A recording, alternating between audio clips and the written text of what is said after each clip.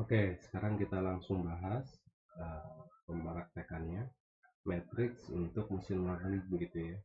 Di sini kita pakai Jupyter Notebook karena kita import NumPy plus NP. Nah, gini.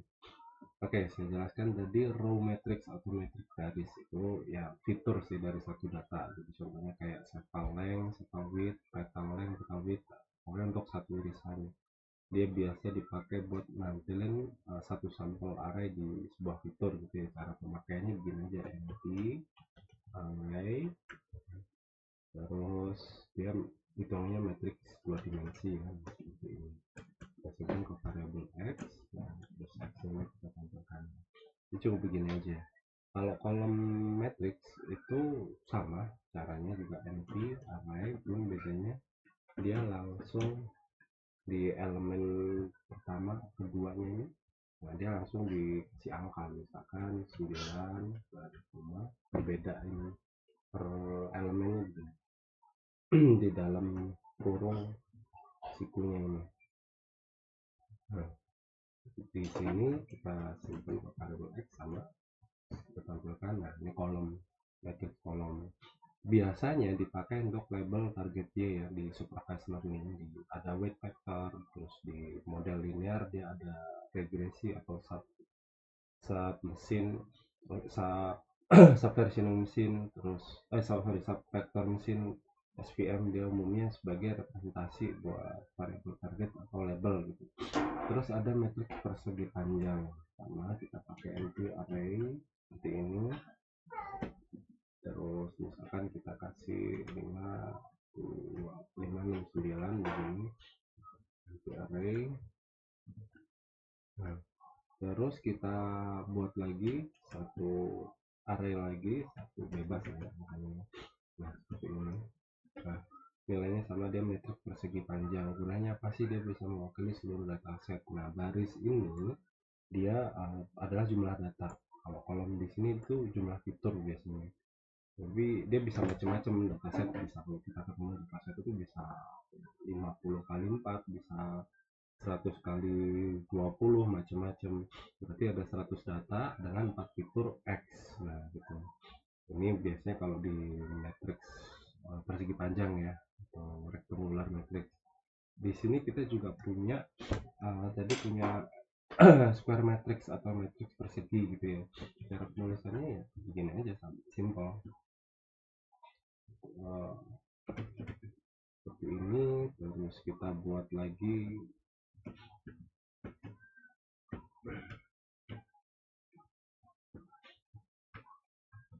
Nah, di sini matriks persegi ini biasanya dipakai buat transformasi, entah rotate atau rotasi atau scaling.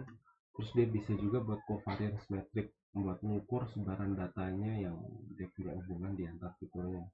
Jadi penting banget untuk PCA. PCA itu Principal Component Analysis, atau bisa juga dipakai buat agent decomposition.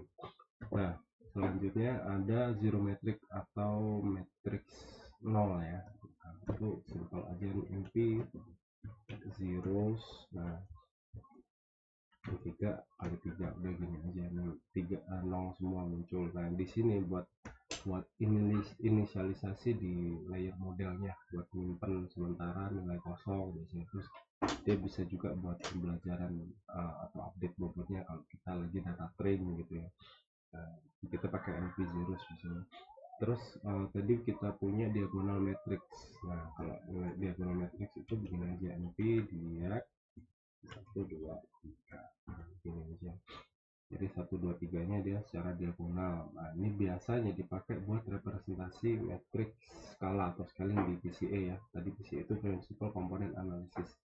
Dia biasa muncul pas kita dekomposisi agent value-nya atau di singular value decomposition. Dia punya rumus itu A sama dengan U terus sigma, saya tulis Z ini aja ya, sigma V pangkat V, V besar begini. Maksudnya apa? U sama V ini adalah nilai dari matrix ortogonalnya. Dia matrix ortogonal. Kalau sigmanya ini matrix diagonal yang isinya dari singular value tadi. Nah kalau contoh realnya, kita punya Netflix itu biasanya kita udah pernah milih film yang kita suka, contohnya Prison Break. Nah itu dia bakal ngasih rekomendasi film yang sama temanya seperti itu. Nah ini cukup efisien ya kalau buat kompresi, dan hasilnya perhitungannya mudah gitu. Untuk kalkulasi dia sangat mudah dan sangat direkomendasikan banget. Nah terus ada matriks skalar. Nah kalau matriks skalar ini dia lebih gampang lagi. Dia fungsinya apa sih, dia gunanya dia punya buat regularisasi model. Jadi misalkan kita punya lambda ya, lambda kali i di ridge regressionnya, dia buat stabilisasi ketika kita lakukan inverse metric. Nah kalau di konteks agent itu ada di agent itu dia di agent gini dia punya a kurang lambda i, nah kali p sama dengan 0 seperti ini. Ini yang jadi persamaan karakteristik kalau kita mau cari agent value lambda sama agent vector v dari matriks A. Nah di inverse matrix dari A ini kan sebenarnya nilainya A pangkat min 1 seperti ini. Jadinya kalau kita ketemu A kali A pangkat min 1 itu sama dengan I, identitasnya tadi. Nah kalau matriks skalar itu penulisannya simpel aja, jadi berapa ya, 5 kali NPI gini. Nah ini buat skalar namanya karena dia ada spesial dari diagonal matrix gitu. Di sini dipakai banget buat regresi linear atau transformasi koordinat. Jadi kalau di deep learning itu kepake banget biasanya di optimisasi parameternya. Oke, selanjutnya ada metrik identitas. Selanjutnya si metrik skalar tadi yang hubungannya sama inverse metrik. Jadi metrik identitas itu lebih gampang lagi, itu cuma I 3 begini.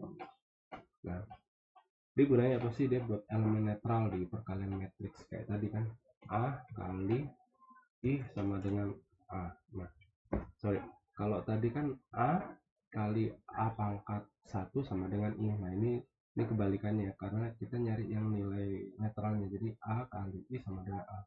Dia buat backpropagation di inverse. Jadi konsepnya sih one hot encoding, dianggap versi dinamisnya. Ini cukup fundamental kalau di aljabar linear ya, terutama di machine learning. Jadi pemahaman kita sama aljabar linear terus identitas metrik ini sangat membantu kalau kita mau mainan machine learning, kita mau belajar machine learning gitu. Terus selanjutnya kita punya NP trio. Nah begini, dia misalkan kita kasih nilai, terus ini kan elemen pertama yang indeks ke 0 gitu kalau di array kan, ini indeks ke 1, elemen ke 2 kita kasih, terus kita kasih nilai misalkan begini. Nah di sini matriks segitiga atas 7, 8, oke kurang.